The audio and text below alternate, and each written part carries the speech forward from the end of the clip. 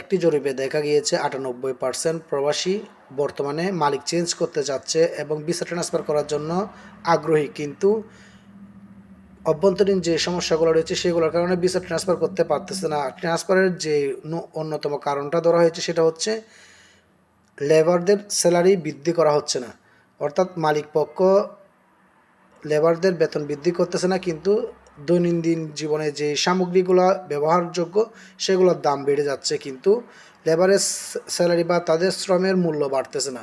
যার দরুন ওনারা চাচ্ছে মালিক চেঞ্জ করতে, কফিল চেঞ্জ করতে, কিন্তু অভ্যন্তরীণ ভিসা ট্রান্সফার বন্ধ হওয়ার কারণে ভিসা ট্রান্সফার করতে পারতেছে না, মালিক পরিবর্তন করতে পারতেছে না, কিন্তু ন্যূনতম বেতনের মধ্যে কাজ করতে হচ্ছে।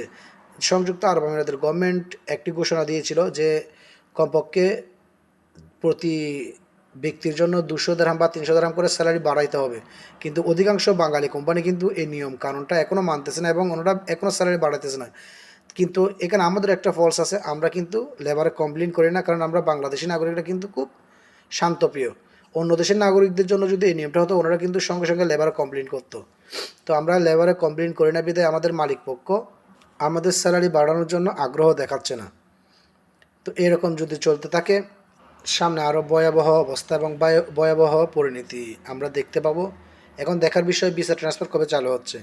আর আমাদের একটি প্রবাসীদের জোর দাবি, বাংলাদেশ কনসুলেট এবং বাংলাদেশের যারা সংযুক্ত আরব আমিরাতের সাথে নিযুক্ত কূটনৈতিকবিদরা রয়েছেন ওনাদের দৃষ্টি আকর্ষণ, দ্রুত সংযুক্ত আরব আমিরাতের ভিসা ট্রান্সফারের সিস্টেমটা আপডেট করুন এবং দ্রুত ওনাদের সাথে কথা বলে অভ্যন্তরীণ ভিসা ট্রান্সফারটা চালু করুন। বর্তমানে লাখো প্রবাসী কিন্তু অবৈধ হয়ে যাচ্ছে শুধুমাত্র ভিসা ট্রান্সফার করতে না পারার কারণে। হয়তো সবাই আমার সাথে একমতে থাকবেন, বর্তমান যে প্রেক্ষাপট সে প্রেক্ষাপটে কিন্তু ভিসা ট্রান্সফার চালু করা খুবই গুরুত্বপূর্ণ এবং খুবই জরুরি।